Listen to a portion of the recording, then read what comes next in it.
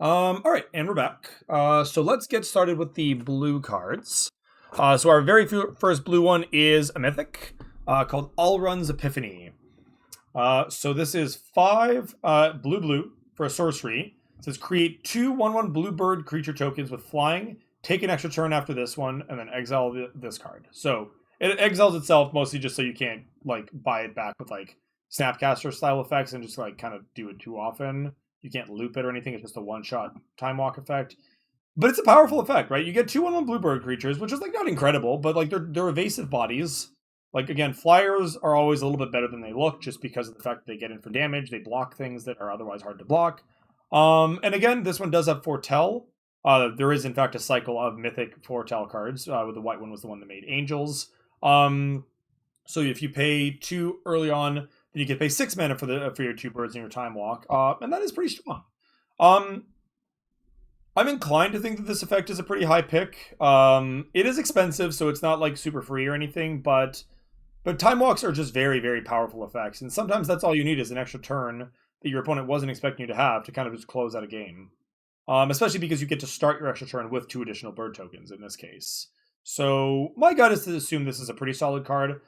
I would, at least early on in the format, I would certainly be first picking this just to at least try it out. Maybe I'm wrong about that. Maybe the 7 is just like the format's too fast. The 7 is not feasible. But again, time walk effects are always worth taking a pretty strong look at because just of how powerful that effect is in general. Our next card is a null. A null is just 1 blue, counter target artifact or enchantment spell. So it's a fairly fringe counter spell. It doesn't counter anything. It doesn't counter everything, and notably doesn't counter creatures or planeswalkers or any of those like sort of really high impact cards. But enchantments and artifacts can be high impact in their own regards. This is a sideboard card. You're not realistically ever main decking this, but if your opponent played, a good artifact or a good enchantment against you and you just don't want to get caught with your pants down in game 2 or 3, maybe you want to sideboard this in. I wouldn't bring it in for a single card, but if your opponent had enough of this kind of permanent that it feels worth it, like you'll know when it's good. But never play this. This is a main deck. This is a sideboard card. This is never a main deck card. Next creature is Ascendant Spirit. So this one's a fun little callback to, oh my goodness, Figure of Destiny from all the way back in, Morningtide? I want to say? Yeah, I want to say it's Morningtide. So this is also a riff on the level up mechanic, which itself came from that card. But so basically you've got a 1 mana 1/1. That's it. Snow Creature Spirit. For 2 snow mana, so notably this is not color-coded snow mana. This is payable by any snow mana whatsoever. Ascendant Spirit becomes a Spirit Warrior with base power toughness 2/3. So this is just a permanent thing. You can pay this as many times as you want, but it's not an end of turn effect. This is just a permanent thing. You pay this snow, and now it's a 2/3. Period. Later, or in the same turn, depending on where you are in the game, you can pay 3 mana, and if you've already paid this ability, so notably the 3 mana thing doesn't do anything unless you've already done the 2 mana thing, and the 4 mana thing is going to be subsequently the same. So if it's already a 2/3 Spirit Warrior, it now becomes a Spirit Warrior Angel with base power toughness 4/4. It also gains flying by virtue of putting a flying counter on it. So now it becomes a 4/4 flyer permanently, once again. And then lastly, if it's already a 4/4 flyer, as in you've already activated this ability and this ability, now you can pay 4 mana, and you get to put 2+1/+1 counters on it, so it now becomes a 6/6, and it gains whenever this creature deals combat damage to a player, draw a card. So you've now got yourself a 6/6 flyer that draws a card on hit.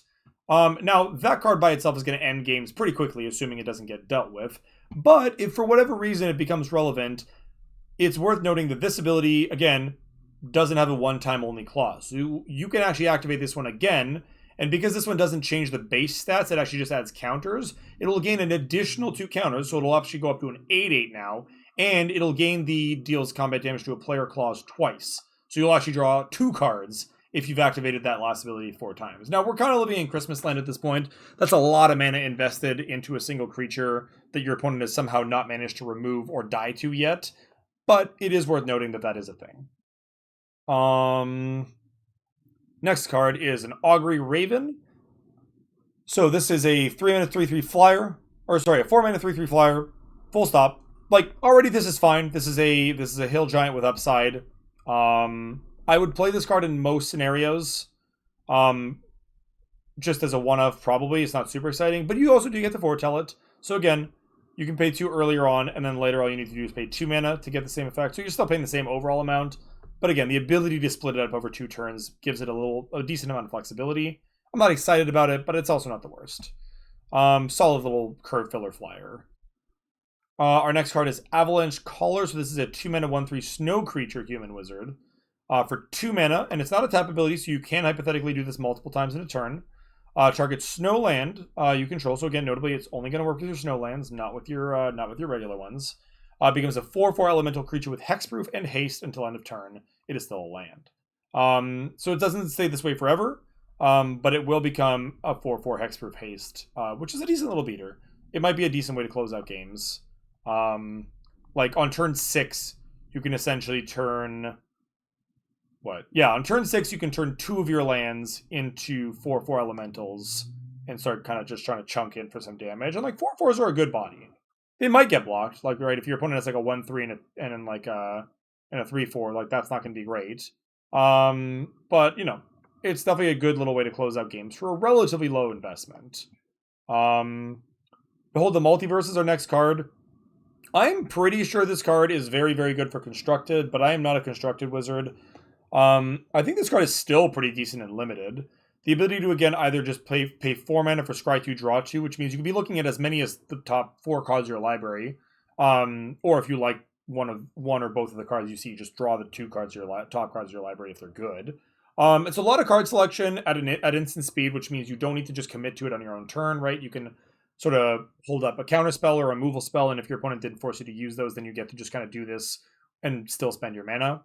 So, solid card, and again, the ability to do this, to suspend this, or not suspend, to exile this early on and then foretell it for a mere 2 mana means that it can fit into a lot of places in your curve later on in the game as a really cheap way to kind of gas back up in the mid to late game. I think this card is super solid. I don't think you're going to want to run more than 1 in your deck, but I do think that it's a good card. Next is Bergstrider, 5 mana 4/4 snow creature giant wizard. When it enters the battlefield or only when it enters the battlefield, tap target artifact or creature an opponent controls. So it'll tap down something immediately, letting you get an attack in. And if you spent any amount of snow mana to cast this spell, then the thing that you tap will also not untap on your opponent's next turn, which is what we call a freeze effect. I think this card is fine. Again, it's not going to be exciting. We'll see if the giant tribal deck in blue-red is a thing, if wizard tribal matters. But it's a solid card with relevant creature types and a decent ETB ability. And a good body. So I think this card is playable. I, again, don't think you're likely to want more than 1 of this card. It does cost 5 mana, but it is a good card with an interesting effect. And it, again, plays into tribal synergies pretty well. Our next card is Bind the Monster. So this is an aura for 1 blue. So that's like pretty cheap. So let's see what this does. When Bind the Monster ETBs, tap target enchanted creature. So it automatically taps the creature. It doesn't need to go onto a creature that's already tapped.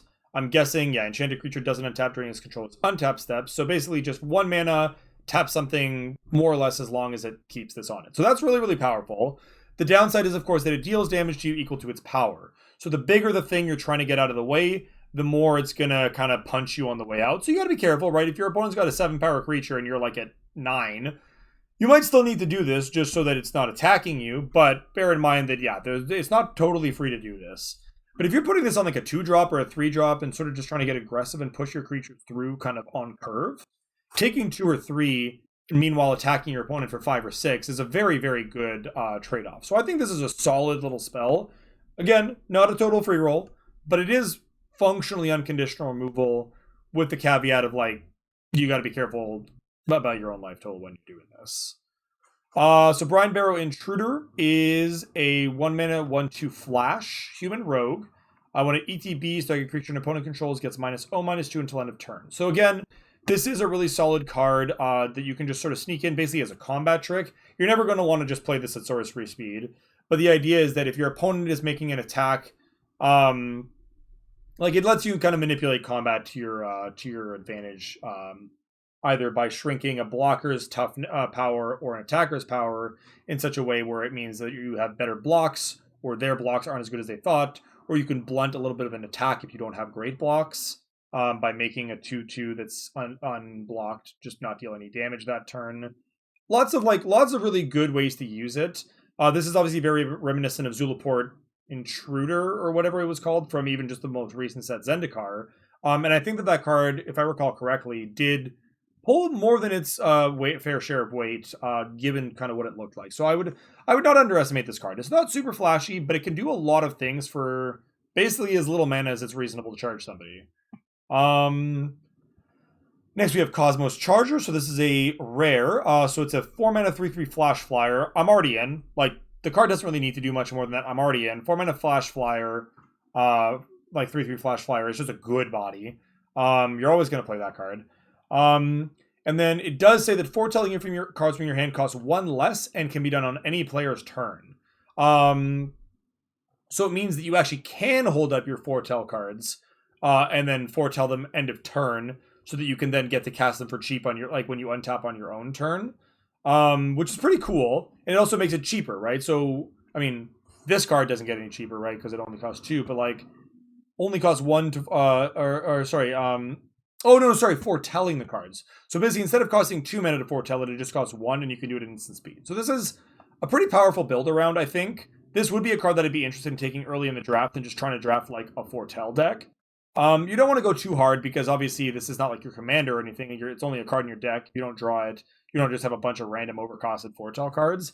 But it really does let you kind of just like turn the dial up to 11 if you ever draw it with like 2 or 3 foretell cards in your hand. I think this card is super solid. And even if you don't have a lot of foretell cards, it's not that bad. Also, you can foretell it. So getting this for 3 mana at some point and then like foretelling a card for a single mana is really powerful. Next card is Cyclone Summoner. 7 mana 7/7. When it enters the battlefield, if you cast it from your hand, return all permanents to their owner's hands except for giants, wizards, and lands. So basically, notably, this doesn't upheaval, right? It does leave the lands in play, but it's obviously a great payoff for being in the giants/wizards deck. Because this can often just be a one-sided Plague Wind, where your opponent's just left with no creatures in play. You have like 1 or 2 or 3 giants plus this idiot. And now you're just getting a bunch of damage in. You've got a 7/7. Your opponent's got to spend a bunch of time recasting their resources. If you're setting it up properly, how's it going, Projet? Welcome. We are just in the middle of our blue review. I'll be putting all of these up as VODs later on. So if you missed the earlier part of this and the white cards, but that'll all be available for viewing later on. But on we go in the meantime. So yeah, this card is solid. I mean, it costs 7, so it's not like a windmill slam. I don't think you're just like pack one, pick oneing this and just saying like all in, but it's a very powerful effect on a very big body. So we'll see. No, I haven't done black yet. I've only done white, and I'm like early in the blue cards. We're going in Wooburg order, so white, blue, black, red, green, and then the colorless and the gold. So yeah, I don't know. Very, very strong card, but it does cost 7 mana, so like that's not a free thing. 7 mana is often like not a thing you can ever even realistically hope to do in limited. So you gotta take this one with a grain of salt. If you resolve it, it's gonna be ridiculously good, but you just there are gonna be games where this rots in your hand and does nothing. So it's not just free, but I do think it's good. It's not always going to be a first pick, but I also think that if you are in the Giant Wizard tribal deck, it is a good card, and you probably want to try to get yourself there. All right, so next we have Depart the Realm. So it's a 1 mana instant that says return target non-land permanent to its owner's hand. So it's basically the front half of Into the Royal. You don't get the ability to draw a card for 2 mana. But what you do get is the ability to have it be a 1 mana version of itself if you foretell it for 2 on a previous turn. Honestly, I don't really know why you'd foretell this. Obviously, if you have like a specific sequence of turns you're trying to craft, it's not bad. But honestly, casting this for 2 mana is never going to be that bad, and it's probably not worth the like extra mana that you're paying to foretell it to try to get cute later. That being said, I do think this is a fine bounce spell. You're not going to want a bunch of this effect, probably just the one. Unless you're really aggressive and you just are just trying to get in and you just really want to keep things out of your way. There's probably a tempo deck that maybe wants multiples of this, but it's a solid card. Obviously, it's not permanent removal. Like it doesn't happen all the time, or like it doesn't say it's not permanent, right? They get to recast the card, but it might just be enough to get the thing out of your way. I think I'd play one of these in most of my aggressive blue decks, but it's not incredible. Disdainful Stroke is another sideboard card. This is one of those cards where I think it's a sideboard card in draft and it's a main deck card in sealed. And when you're playing sealed, your opponent is always going to have big fatties. Like if you're playing sealed, you're always going to play Cyclone Summoner, as a side note. When I said like don't pick this early, I was talking about draft. In sealed, this is a bomb. You're going to play it if you're in blue. Similarly, to answer people playing their big dumb bombs in sealed, you're going to want a Disdainful Stroke. Disdainful Stroke is just a very good, relatively flexible card. For 2 mana, you get to counter more, like, all these, like, sort of, like, large threats. And it doesn't cost you too much to do it. But in draft, people are drafting low-to-the-ground decks more often than not, and so this is not always going to be a hit. So I would be more advised to start this in the sideboard in your draft and then board it in if your opponent is, in fact, playing larger creatures. Ooh, posture check. Fair enough. I appreciate that. I do, in fact, need to do that. And I'm doing well. Thanks for asking. I'm going to be minimally interacting with chat. Not going to ignore y'all completely, but do want to try to be as concise as possible because we got a lot of ground to cover. I'm expecting spending probably the next, like, couple of hours doing this, realistically. And that's if I'm efficient about it. So our next card is Draugr Thought Thief. 3 mana, 3-2. When it enters the battlefield, look at the top card of target player's library, and you may put it into the graveyard. Honestly, kind of an interesting card. 3 mana 3-2 is like kind of medium. It's not super incredible. The ability to like look at their top card and then mill it is like also not great. This is sort of like a weird kind of like Fate Seal effect, but as a one-shot effect. I don't think it's incredible. But it is a curve filler. It's a 3 mana 3-2. It's gonna trade up with a bunch of stuff. With its 3 power. It doesn't block very well though, so you do want to be more aggressive than not if you're playing this card. It is definitely better in an aggressive deck than a defensive deck. I don't know. I'm not super high on it. It's definitely like pretty miserly. It'll probably come late pretty often. Like you don't need to pick this high. If you really want it, you'll wheel it in a draft. Frostaugur. So this is a 1 mana 1/2 snow creature human wizard. And for a snow mana and tap, you can look at the top card of your library. If it's a snow card, you may reveal it and put it in your hand. So this basically is a card that you're going to play. If you're playing a snow deck, then this is going to be pretty good in your snow deck. You play this early in the game, and then you basically just kind of like hold up the block. Like it's a 1/2, right? So it's going to hold back the 1/1s, the 2/1s, etc., the 3/1s even. And then at the end of your opponent's turn, you'll get to tap, maybe get a little bit of card advantage out of it, and then go back to blocking duty. I don't think it's incredible, but I do think that it generates card advantage, and any card that generates card advantage for this little mana invested is going to be better than it looks, I think. It's not busted, but it's really not bad either. Okay, Frostpeak Yeti. So 4 mana 3/3. So this is yet another sort of a hill giant kind of card. And for 1 and a snow mana, it cannot be blocked until end of turn. So you basically just get to get it guaranteed hidden with your Yeti. This card is pretty mediocre. I am not super excited about it. If you're a blue aggressive deck, maybe you want it, but it's kind of whatever. Moving on. Frostfire Arcanist, 4 mana 2/5. Someone pointed out that it's got a big butt, and like the art literally showcases the fact that it kind of has a big butt, which I find kind of amusing, and I wonder if that was like in the art direction, or if like the artist knew that this was going to be a creature with a lot of toughness. So this spell costs 1 less if you already cast a giant, or if you already control a giant or wizard. So again, it fits well into the giant wizard archetype. Yeah, thick indeed. So for 4 mana, potentially you can get a 2/5, and then when it enters the battlefield, you get to search your library for an instant or sorcery card with the same name as a card in your graveyard, reveal it, and put it in your hand, then shuffle your library. So that needs a lot, like, this card really needs you to be doing a lot of things, but it will pay you off nicely for doing those things. So it wants to be playing giants and wizards, because it'll make it cheaper, and then it wants to be playing multiples of instants or sorceries in order to get value out of, like, you cast the first one, then you could get to find the second one. So it'll draw you a card sometimes, as long as you jump through the hoops. It's fine. Like, I actually do think that it's kind of cool if you have a couple copies of Depart the Realm or a couple copies of Behold the Multiverse. But it's not incredible. This is a build around. You're going to know if you want this card. I would not pick this card early on in a draft, but if you end up in this archetype, it'll be nice. I'm not super high on it, though. I think that this card is a little sketchier than it needs to be. Giant's Amulet is our blue tribal equipment of the cycle.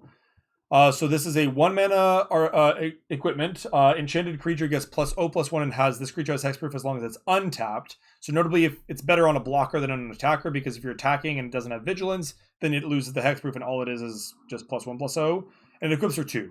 So like not very good, but it does have the caveat of if you pay 4 mana, you get to also create a 4/4 blue giant wizard creature token, and then auto-equip the amulet to it. So basically, for 5 mana, you get a 4/4 giant wizard. Sorry, you get a 4/5 giant wizard with hexproof on the turn you played it, and then you have to decide whether or not you want to be attacking with that. But it's actually like okay. Again, these are uncommon, so I have to assume they're probably better than I think they are. But at first glance, this doesn't look super impressive. Time will tell. Glimpse the Cosmos is a sorcery. So this one says, look at the top 3 cards of your library, put one of them in your hand, and the rest on the bottom of your library in any order. And then as long as you control a giant, you may cast Glimpse the Cosmos from your graveyard by paying blue rather than its mana cost. So you can pay this for 1 instead of 2. And then if you cast it from your graveyard in this way, exile it instead. Decent little bit of card selection. I do kind of wish it was an instant, but obviously this does want you to be, in the giant tribal deck. It's fine. It's kind of a bit of a wheels spinning card. Like it's card selection, not card advantage, right? Because it's just you're getting rid of this card and getting a new card out of the top 3. So you're getting more than just a random card. You're getting some selection, as I said, but you're not gaining cards in hand, right? It's a 1-for-1. So it's fine. I'm not super excited about it, especially because it's sorcery, so you have to do it in your own turn. You can't like wait till your opponent's end step to do this. I don't love it, but it's okay. Graven Lore, so this is a 5-mana snow instant. Scry X, where X is the amount of snow mana cast to spend the spell, or spent to cast the spell, sorry. So you can pay up to 5 snow mana into this, which means, and then draw 3 cards. You basically, the ceiling on this card is Scry 5, draw 3. And like, admittedly, that's an absurd amount of card selection. You are potentially looking at the next 8 cards in your deck, or again, just at like some number of the best 5 cards on the top of your deck. But it does cost 5, which is not insignificant. Like, that's a lot of mana for a card that doesn't affect the board. But it is an instant. And then again, in theory, the floor on this card is still fine. Even if you spend 0 snow mana on this, it's still 5 mana, draw 3 cards at instant speed, which is like legitimately a very good card, I think. I think that you're going to basically always play this card in your blue deck, unless you are just like incredibly aggressive and just not interested in spending 5 mana to draw cards. But if you're controlling it all, if you've got like, some removal and some blockers or whatever, this card's gonna be really, really good. Draw 3 for 5 at instant speed is just a very powerful effect. I think this card is very strong. Icebind Pillar, so this is a 3-mana snow artifact, and it has 1 snow mana tap target artifact or creature. So this is basically, it's not quite Icy Manipulator, which is funny because Icy Manipulator is not a snow artifact despite the name. But it is cheaper than Icy Manipulator, with a caveat of the mana you spend to activate it has to be snow mana. Cannot just be a generic. But it is a generic snow mana, so you can cast a green snow, blue snow, black snow, whatever you want to cast it. Redacted Mingo, thank you for the follow. I appreciate it. Stay tuned. We are doing a full set review of this, so if that is what you are interested, I am going to be going as far into detail as I can. Though, mind you, I am going to be applying a very limited and brawl/commander-focused lens to it. I'm not really going to be talking about standard or historic or anything too much, because, frankly, I don't know a lot about those formats. They're just not the formats I play. Well, this is the whole spoiler, so buckle up. We got a lot to cover. So, yeah, I think this card is good. The ability to tap a creature or artifact at will for a single mana is powerful. Yeah, Commander is gas. Commander is the best format, except maybe for Vintage Cube. But yeah, Commander is, like I said, most of my expertise. So if you want Commander feedback, this is the place for that. I will be providing that. Incidentally, I do think Graven Lore is very, very good in Commander. I actually have been glossing a little bit over Commander applications. I'm trying to think of like anywhere I missed that. I'm gonna make a mental note to like talk a little bit more about Commander as well, because I don't think I've been doing it too much so far. So our next card is Icebreaker Kraken. It's a whopping 12 mana, 10 and 2 blue, for an 8/8 Kraken, but it gets and it is a snow creature itself, and it gets a substantial reduction for each snow land. So basically, if you tap 6 snow lands, if you control 6 snow lands and you tap them, this will cost 6. So this can be as little as a 6 mana 8/8. Pauper is. Oh, you're thinking. There's a lot of ways of talking about it. You're thinking, yeah, Pauper Commander, Peasant Commander, whatever you want to call it.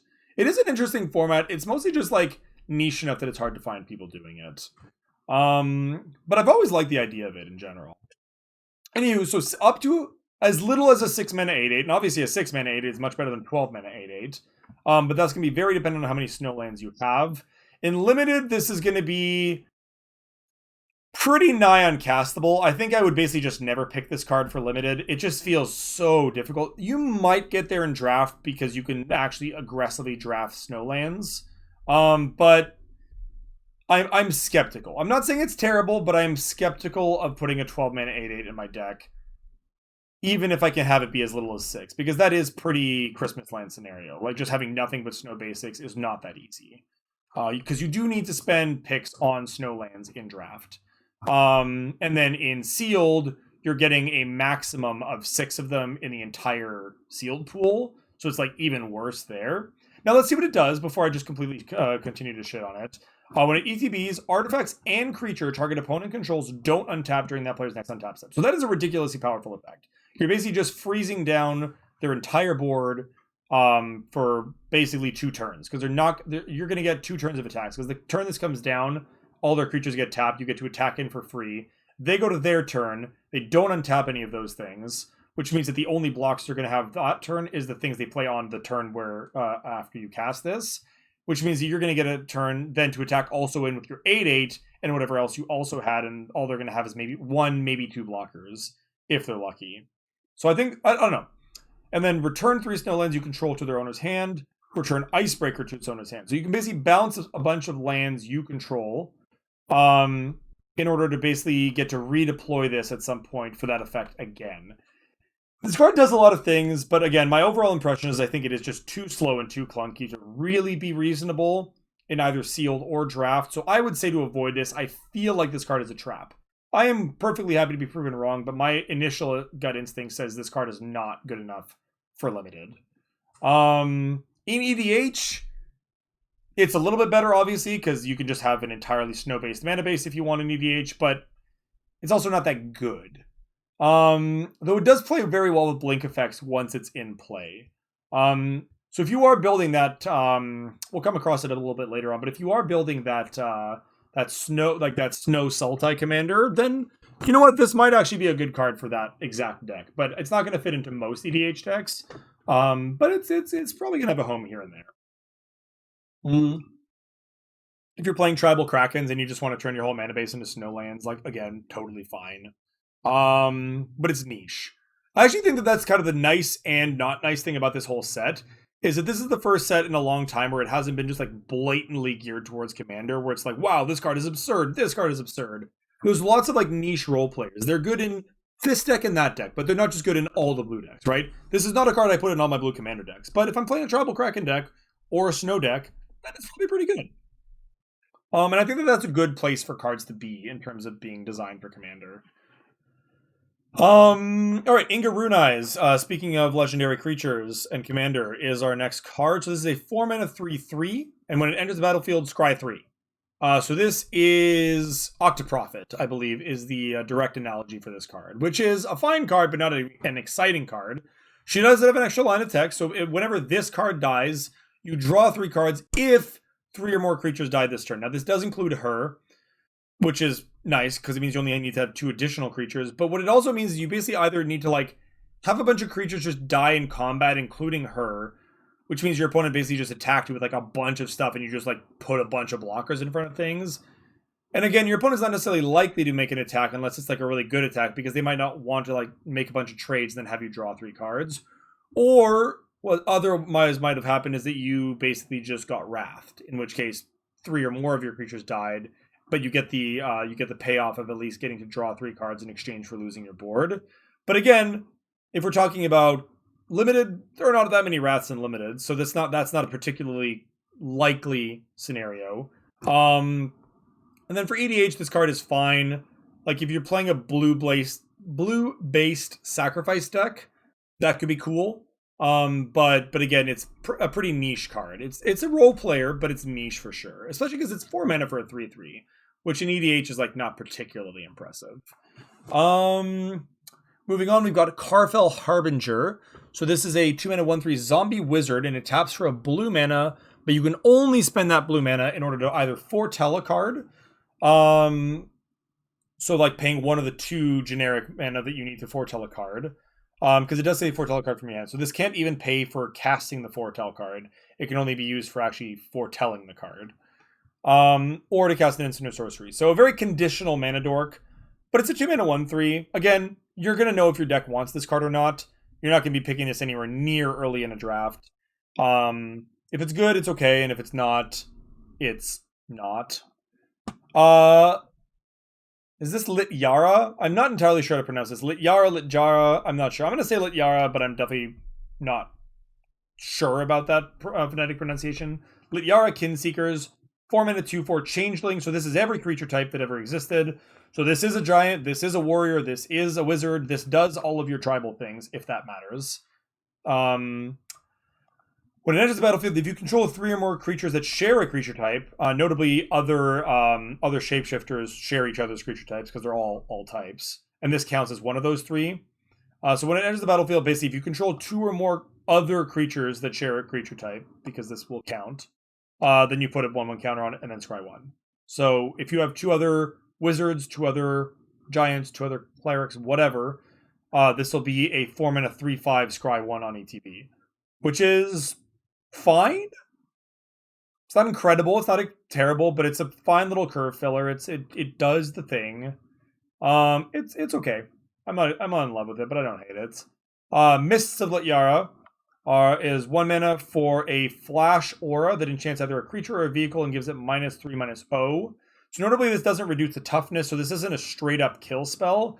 But what it does mean is that if your opponent attacked you, like let's say you have like they attacked you with the 3/3, and then you have like a 3/2 or something, I guess, and like they were fine trading, but you didn't really want to trade. You can instead trade this card for it by making their creature have no power. So now you're blocking their 0/3 with your 3/2, and then you get to eat the card for free. You're still spending a card to kill it. It's essentially like a really wonky removal spell, but it's also a removal spell that can mess with combat in interesting ways. I'm not super keen on this card. I don't think it's very good, but it's also not the worst. And it can enchant vehicles too, which is kind of cool, which means that it won't fall off the vehicle if you're at the end of turn, once it reverts back to being an uncrewed vehicle. And then it's just like a permanent debuff to it. It's okay. I'm not excited about it. You might play 1, but even then you might not. Mistwalker is a 2 mana 1/4 changeling with flying. And for 2 mana, it basically gets +1 -1. So basically, you can pay up to 6 mana to turn this from a 1/4 into a 4/1 flyer. So it blocks quite well, especially because it flies. It's going to hold the fort, and then you can convert it into a relatively aggressive attacker in the late game if you got some mana to spend, and this is like kind of like this is kind of all you got going on. It's pretty versatile, but it's not terribly exciting. Again, a pretty decent curve filler. The fact that it's a changeling is very relevant because it does mean that you're going to play this in pretty much any blue deck where you care about creature types, notably giants. Like this is a giant, even though it obviously doesn't look like one. This is a giant for the purposes of anything that checks on that. A wizard as well, same thing. So I do think this card is better than it looks, but it's not incredible or anything. But it is a good role player. Okay, so Mystic Reflection. This card I'm basically talking about exclusively in the context of EDH. This card I believe is just utter trash in limited. Like, never put this in your deck in limited. It's just not going to do anything you care about. But it is a really interesting card. So basically it goes like this. 2 mana for an instant. Choose target non-legendary creature. The next time 1 or more creatures or planeswalkers would enter the battlefield this turn, they enter as copies of the chosen creature. So there's a bunch of ways you can mess around with this. So you can choose your own really good creature. So if you have a cool creature and you're playing and then you play, if you have a good creature, or your opponent has a good creature, as long as it's not legendary, you get to turn any creature you play into a copy of that creature instead. So instead of playing my, like, I'm just trying to think of an example here. Instead of playing so I have an Inga Root. Oh, no, that doesn't work because it's legendary. Let's find a decent creature that isn't legendary. That's seemingly hard to do in blue right now. Bottom line is, it just says if this creature exists on the battlefield, the next time a creature would enter the battlefield, it enters as a copy of that creature instead of being what it is. So, like, there's a lot of weird stuff you can use to, like, juke what your opponent's doing. You can, like, target their 1/2, and they're playing, like, their sweet bomb. So with the bomb on the stack, you cast this spell, and now their bomb is going to enter as a copy of, like, the random 1/2 that's on the board. It's, yeah, like, make their Blightsteel into a 1/1. Like, it does a bunch of really weirdo things. And yes, you can put it on an Ice-Crown Scepter, so you can really, really, really screw with your opponent if you are so inclined. I think it's a very cool card. It's also a very confusing card. I think it also leads to, like, some number of, like, weird combos that I've seen. It's a strange card. It's a really strange card. Don't play this in limited. It's just not going to be that good for you. It's very, very, very situational. But in EDH, there's probably some cool build-around potential there. So I think it's a neat card there. Again, speaking of EDH, our next one is our blue mythic legendary. So this is Orvar the Allform. So it is a 4-mana 3/3 changeling, and it has, again, this one's a bit of a mind bender. Whenever you cast an instant or sorcery spell, if it targets one or more other permanents you control, create a token that's a copy of one of those permanents. So basically, this card wants you to play targeted spells that are not particularly nefarious, because if you have a kill spell, you don't really want to target your own thing just to make a copy of the thing and then kill the original thing. Like, that's not great. I mean, maybe it has a sweet ETB and that's worth it, but it's generally, like, kind of wonky. But basically, this allows you to kind of start, like, doubling up on things you have by targeting them with non-damaging effects. So you can basically use things like pump spells in order to clone, which is sort of a neat concept. You can actually use Mystic Reflection in combination with this, which is, like, sort of weird as a targeted effect. It's oh, no, because this one doesn't even, no, it does target, right? It says choose target. So that does work. And then, again, in EDH, this is flavor text, but it is relevant in, potentially in draft and in constructed. But whenever a spell or ability your opponent controls, so you can't just discard it to your own abilities, that won't work. But if your opponent makes you discard cards for any reason, and then it forces you to discard this, you actually just get to create a token that just is this card. So basically, it puts this card into play for free, but it's a token, not the real card. So the real card's also in your graveyard. Again, pretty confusing, pretty strange card, but it's not bad. It's not bad. It has a lot of random combo potential. My brain is too smooth to figure it all out right now, but I do think this card is very interesting and will certainly be seeing EDH play just because of how unique and versatile the effect is. Alright, Pilfering Hawk. 2-mana, 1/2, snow creature bird. It's a flyer. And then you can pay a snow mana to loot, which is to say draw a card and then discard a card. If you're in the snow deck, this is good. Looters are good. Looting is nice. If you don't have snow mana, this card will not do anything besides be a 2-mana 1/2 flyer, which is a bad card. Sorry, Stormcrow. But yeah, but if you're in the snow deck, I think this is a totally serviceable 2-drop. It'll peck in for some damage. It'll get you some card selection. Not much to hate, but not much to love. It's very sort of like low floor, or like high floor, low ceiling. Like, it doesn't do a lot, but it doesn't cost you a lot. Our next card is Ravenform. This is another card that caused quite a bit of controversy during spoiler season. So what this card does, it's a sorcery, and it says for 3 mana you can exile target artifact or creature, and its controller creates a 1/1 blue bird creature token with flying. So a lot of people were very mad because blue interacting with artifacts in this way is admittedly a bit of some liberties getting taken with the color pie. Blue doesn't usually get artifact removal, especially not exiled artifact removal, but again, I'm not here for that. It doesn't really matter that much. Notably, you can foretell this. The total cost of foretell plus cast is still the same as the regular cast. But again, if you're trying to sneak a cheap spell into a later turn, it'll only cost blue on that later turn, so it's not bad. I do think this card has EDH potential. The fact that it's a sorcery really, really hurts it. I still think cards like Pongify and whatever are mostly better because of being able to be interacted with at sorcery speed, or at instant speed. But I do think this card is good. It's definitely going to be in some blue decks. I just don't think it's a blue staple the way some people are saying it is. But it is a good card, and it will show up in EDH decks for sure. In Limited, I don't think you play this, realistically. It's just not good enough for what it does.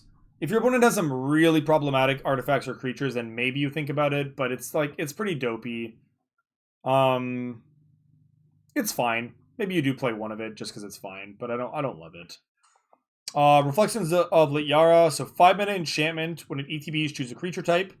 And then whenever you cast a spell of the chosen type, copy that spell. So basically, you want to play this in a deck where you've got lots of the same tribe. So you can play this in your Giants deck, and then every time you cast a Giant spell, you cast 2 of that Giant spell. Like, that seems really powerful, but it is a 5-mana do-nothing enchantment. Like, the turn you play this, you're spending 5 mana to do literally nothing. The idea is you really need to be sure that you're, like, getting paid off down the line. I personally think this card is terrible for Limited. Maybe in Sealed it's okay. You're never playing this in Draft. It's just so clunky. But in a blue tribal EDH deck, this card is powerful, as Redact is mentioning in the chat. It is definitely a card that you will probably see a lot of in blue-based tribal decks. Be that Elementals, Wizards, Merfolk, I don't know. But it definitely has a lot of EDH potential, because copying creature spells for free, especially if they have sweet ETB's ability, is a big game. Our next card is Run Ashore. So this is a 6-mana card, but it is an instant, so I'm already a little bit more interested. The owner of target non-land permanent puts it on the top or bottom of their library. You get to choose, not them, notably. No. That's not true. The owner does get to make the choice. So you get to remove target non-land permanent from play, and then its owner will get to choose whether or not it goes to the top or the bottom.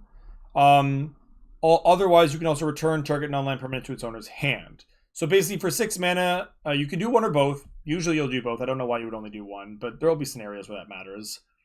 I can see this being cool in Beckett Brass Pirate Tribal. I could totally agree with that. But as far as this card goes, yeah, it's basically remove 2 permanents. One of them goes to the hand, and then one of them is either going to go to the top or bottom of their library. But they do get to make that choice, so they get to make the choice that works better for them regardless. It's very expensive. I don't think it's very good. You might play one of them. You're definitely not playing more than one of them. But it could be a way to just get a couple of blockers out of the way just to get those last points of damage in. That's probably not unreasonable. Rune of Flight. So this is our blue rune. As they all do, it ETBs and draws a card. And then the vanilla ability it grants in this case is Flying. It's fine. It cantrips.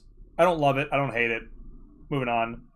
See It Coming. See It Coming, I freaking love. This card is really good. I hate it from the perspective of, like, from a Brawl perspective, I don't think Brawl needed yet another counterspell variant for the all counterspells deck. But it is a very good card with a very cool design. Even just from the flavor perspective, it's great. Like, literally saw it coming. You foretold that you would get to counter this spell. It's all just very, very cool.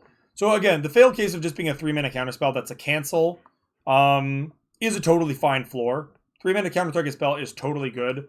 I would play a 1 cancel in almost all of my blue sealed decks. It's just a good thing to have as of like just 1 unconditional counter spell. And then again, if you get to foretell it and then you basically get to play it as like counter spell that only costs like colorless and a blue on a later turn against like your 7-drop, and you've just had this card in like exile for a while, and you're like, gotcha, 2 mana, counter your big 7-drop, and I still got to do another thing on this turn. This spell is very, very versatile, very flexible, and very powerful. I would always play this card in all of my sealed decks, all of my draft decks. Maybe I might even play 2 in a draft deck. This card is really, really strong, I think. It's going to be very, very good for Standard. I don't know much about Standard, but I can tell you this card will see a lot of play. In EDH, you can do better, realistically. You've got Counterspell, you've got Mana Drain, you've got all these like really, really, really strong. You've got the best counterspells ever printed. But the fact that it is a 2-mana hard counterspell on the turn where you cast it for real means that it could honestly see play. It's not going to replace any of the bread and butter counterspells that already exist in the format. But if you're on the lookout for another counterspell that's like very efficient and unconditional, this is definitely making a pretty good case for itself. Strategic Planning is a reprint. It's not terribly exciting. It's a sorcery. Look at the top 3 cards of your library. Put 1 in hand. Put the other 2 in your yard. It's not great. It's card selection. If putting the cards in your yard matters to you for some reason, then it's obviously a little bit more interesting. But generally speaking, it's pretty ho-hum. And again, the card already exists, so you already know if you want this card or not. You already had the option. This is just new art. It is cool art. And then you get last blue card is Undersea Invader.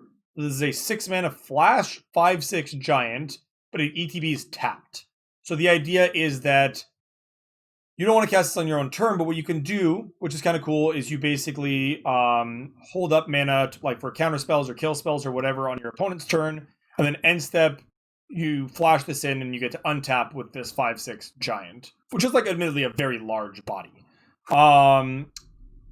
It's pretty cumbersome. It's pretty expensive. I don't think you're going to ever be excited to play it.